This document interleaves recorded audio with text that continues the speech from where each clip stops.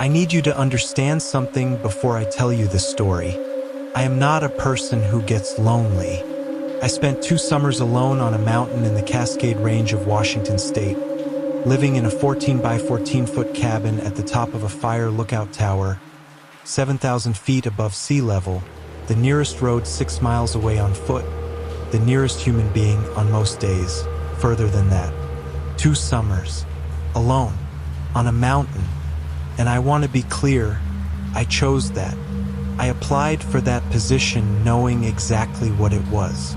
I went up that mountain in June and I came down in September, and I did it twice, and the solitude was not the problem. The solitude was never the problem. The problem was what shared it with me. The problem was what was already on that mountain when I arrived. The problem was the logbook. Stay with me. I'm going to tell you everything. My name is Jesse Holt. I'm 33 years old. I currently live in Portland, Oregon, where I work as a wilderness EMT and teach wilderness first aid courses. Before that, I had a fairly standard post-college drift. Some restaurant work, some trail crew work, a winter in a ski town that I don't look back on with particular pride. And then I discovered fire lookouts, and everything got cleaner and simpler and considerably stranger. Fire lookouts are exactly what they sound like.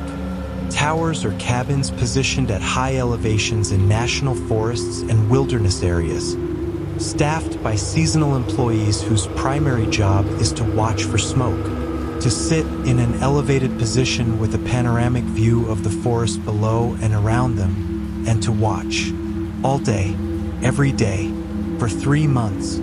The Forest Service still maintains a small number of staffed lookouts in the western United States, mostly in the Pacific Northwest and Northern Rockies, where the combination of dense forest and complex terrain makes aerial detection less reliable. The lookout I was assigned to was in the Okanagan-Wenatchee National Forest in north-central Washington, a genuine remote wilderness lookout, the kind that has been staffed continuously since it was built in 1931, with a logbook that goes back to the original occupant. That logbook is the heart of this story. But I need to tell you about the mountain first. Sentinel Peak. I'm going to call it that, which is not quite its real name but close enough for these purposes. Rises to just over 7,000 feet in the northeastern corner of the Okanagan-Wenatchee. The approach trail is 6 miles of moderate to strenuous hiking, gaining about 3,000 feet of elevation from the trailhead. You hike up in June with your pack and your supplies for the first 2 weeks, and after that a volunteer pack horse operation brings your resupply every 2 weeks, and that is the extent of your connection to the world below.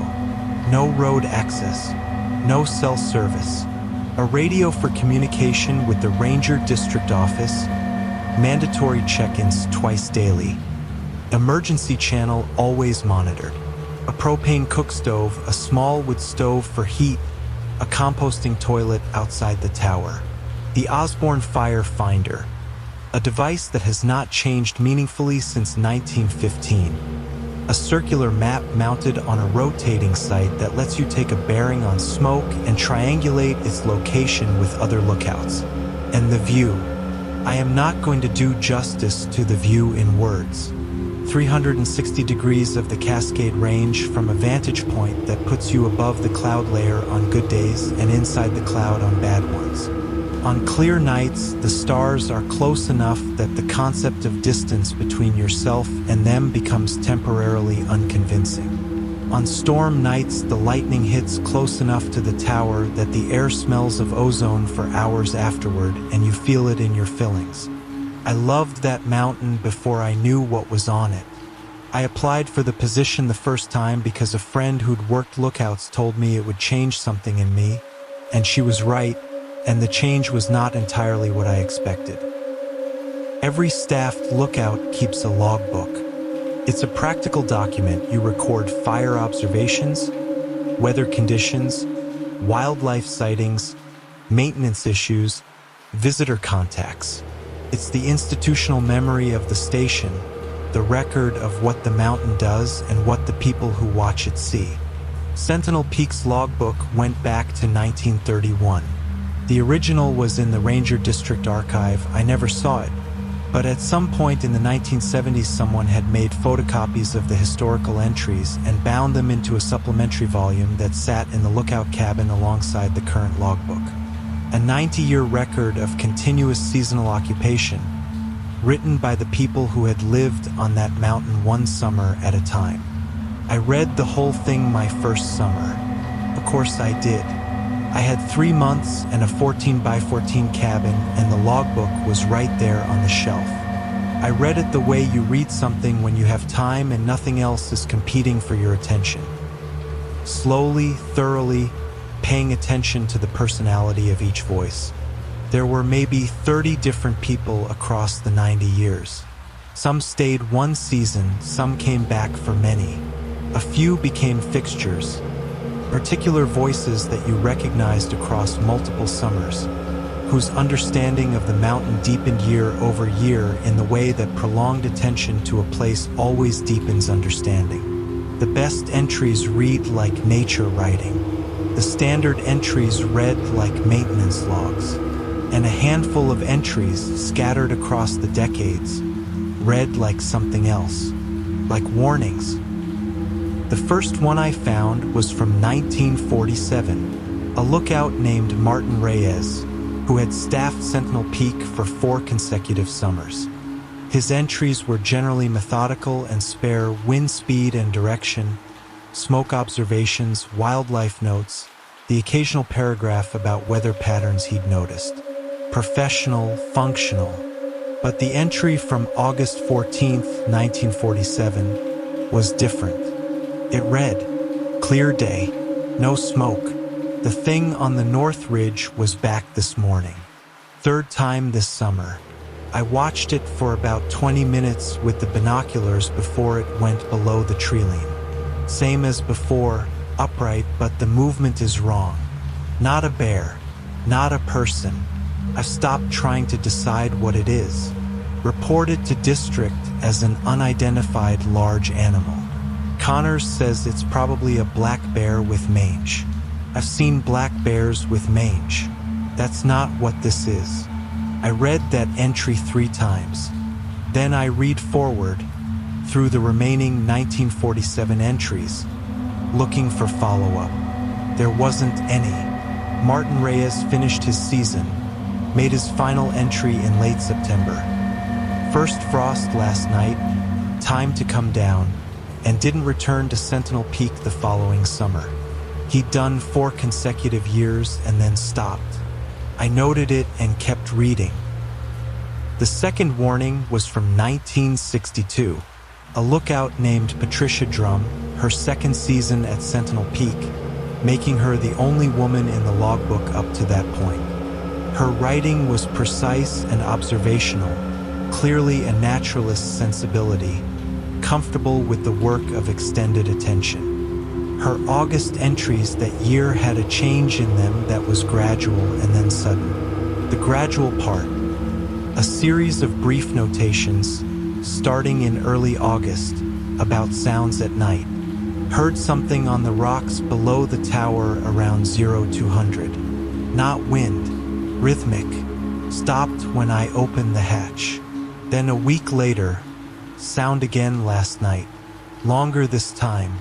I put the light on the rocks and saw nothing. Then 3 nights running now. I've stopped opening the hatch. The sudden part was an entry dated August 19th, 1962, that broke entirely from her usual register. I need to write this down clearly so that whoever comes after me understands. There is something on this mountain that does not want to be seen and becomes agitated when you try to see it.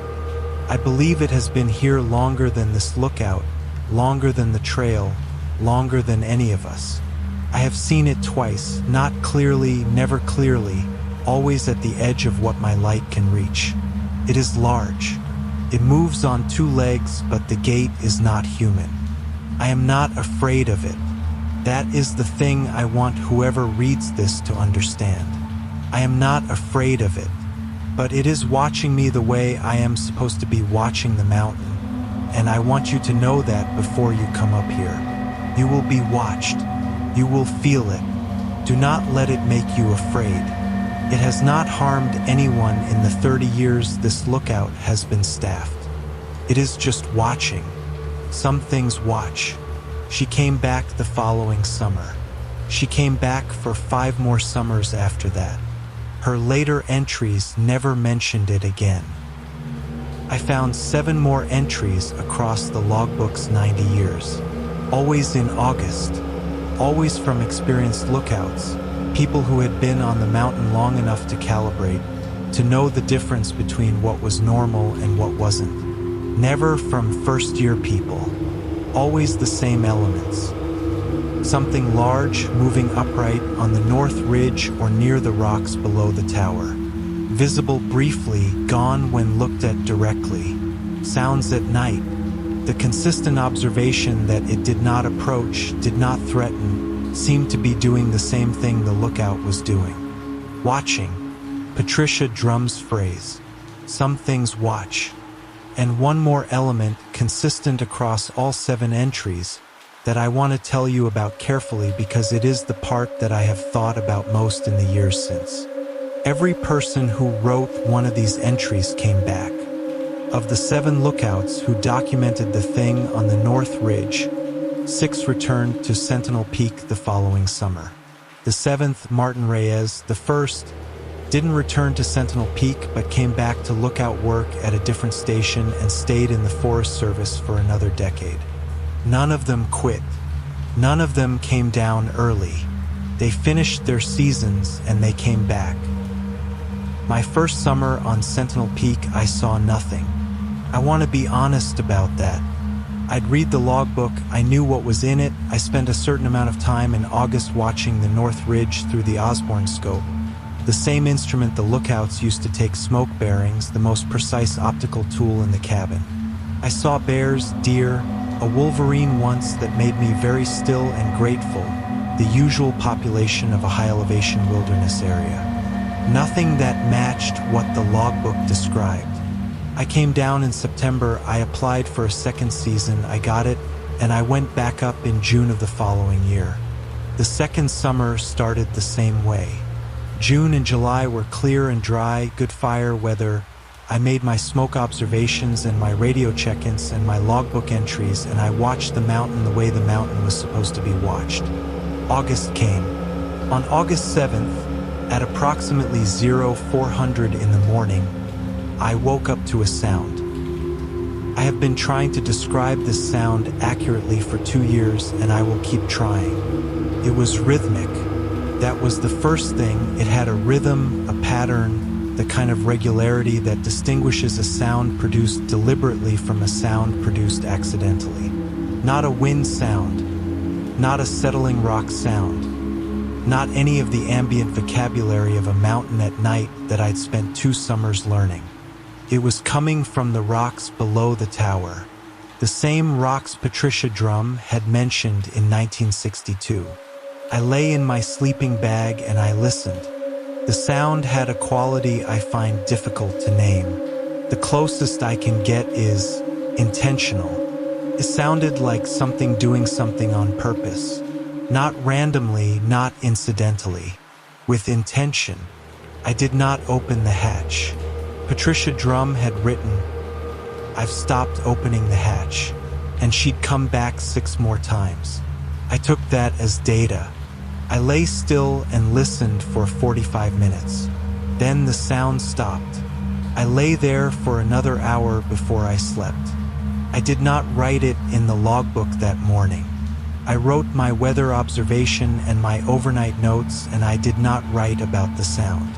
I don't know why I didn't write it. Some instinct. Some feeling that writing it down before I understood it would fix it incorrectly, would create a record that was precise about the wrong things. The sound came back on August 9th, August 12th, August 15th. On August 19th, 60 years to the day after Patricia Drum's long entry, which I understood only later when I calculated it, I saw it. I want to be careful here, very careful. because what I saw was brief and partial, and I am aware of the ways that the mind at 4 in the morning, in the dark, at 7,000 feet on a mountain where you have been alone for 2 months, can construct things from insufficient evidence. I am aware of all of that. I still don't think that's what happened. I had my headlamp on. I had opened the south hatch, not the north hatch, the south one, which faces away from the rocks, to check the sky. A habit I developed, going out on the small catwalk that ran around the exterior of the cab for a few minutes before trying to sleep on restless nights. I was on the catwalk, facing south, watching the sky, and I felt it. Not heard, felt. The particular sensation of being looked at that the body registers independently of the eyes. The same feeling you get when you turn around on a street and find someone staring at you. I turned around. The north side of the catwalk. The rocks below, maybe 60 feet down the slope from the base of the tower. The darkness was complete. No moon that night, and my headlamp reached maybe 30 feet before it became useless. At the edge of my headlamp's reach, at the exact boundary of useful light and full dark, something standing, upright, large. I say large because the scale of it against the rocks felt wrong for any animal I knew, and I knew the animals of that mountain well by then. It was not moving. It was facing the tower. It was facing me. I stood on the catwalk and I looked at it, and it looked at me for what was probably 15 seconds and felt like 15 minutes. And then it moved, not away sideways. It stepped, and the movement was bipedal, unmistakably so, but the weight distribution was different from a human gait. Something in the way the mass shifted. It stepped sideways and was absorbed into the dark beyond my light. Gone. I stood on the catwalk for a long time. Then I went inside and I sat at the table and I opened the logbook. I wrote what I had seen as accurately as I could. And then I wrote, Patricia Drum was right. It is watching. I am not afraid. I stayed through September. I came down on schedule. I did not apply for a third season. Not because of what I'd seen, but because I'd started the Wilderness EMT certification program and the timing didn't work. I have thought since about whether that was the real reason. I believe it was. I believe I could have gone back. I think I will go back someday. What I want to tell you, sitting here 2 years later, is the thing I wrote in the logbook after my observation. I am not afraid. I mean that. I know how strange it is to say. A large, unidentified thing standing in the dark at the edge of my light, watching me on the top of a mountain where I was completely alone, 6 miles from the nearest road. By any reasonable measure, that should have been terrifying. It wasn't. And I've tried to understand why, and what I keep coming back to is this. The thing I saw on Sentinel Peak was doing what I was doing. Watching. Paying attention, being present on that mountain with the specific quality of attention that prolonged, deliberate observation develops. It had been doing it for at least 90 years, probably much longer. Every summer, the lookout watches the mountain, and something on the mountain watches back. That symmetry, 2 things watching each other across the dark from an equal distance, was not frightening. It was, in some way, I don't have clean words for, a kind of companionship. Patricia Drum understood it. Martin Reyes understood it, and it sent him to a different mountain, which I think was the right decision for him. The 6 others who came back understood it, each in their own way, and they integrated it into the work of watching and kept going. I integrated it too. I want to tell you one more thing before I finish. The logbook entry I wrote is there now, on the shelf in that cabin, for whoever comes after me. I know that someone comes after me every summer. The lookout is still staffed. The Forest Service still has someone on Sentinel Peak from June through September, watching for smoke, doing the work. And at some point in August, maybe their first summer, maybe their second or third, Whoever is up there will wake up at 0400 and hear something on the rocks below the tower.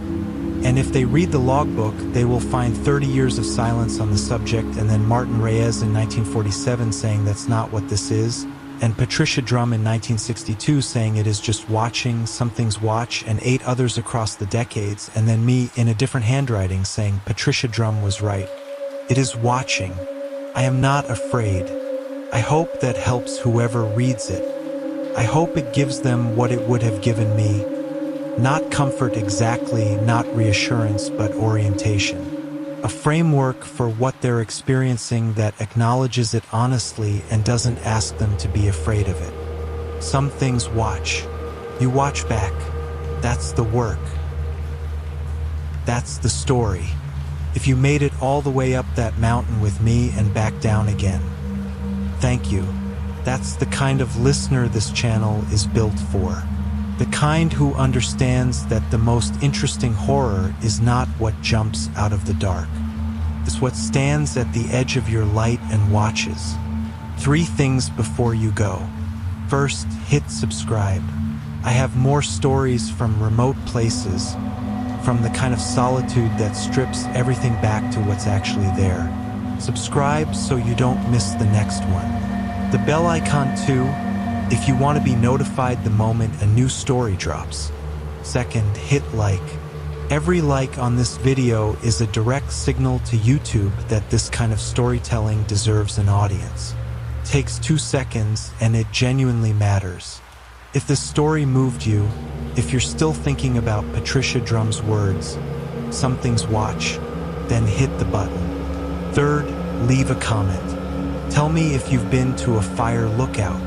Tell me if you've spent real time alone in a wilderness, if you've had that specific experience of being watched in a place where nothing should be watching. Tell me about the mountains, you know. I read every comment on this channel.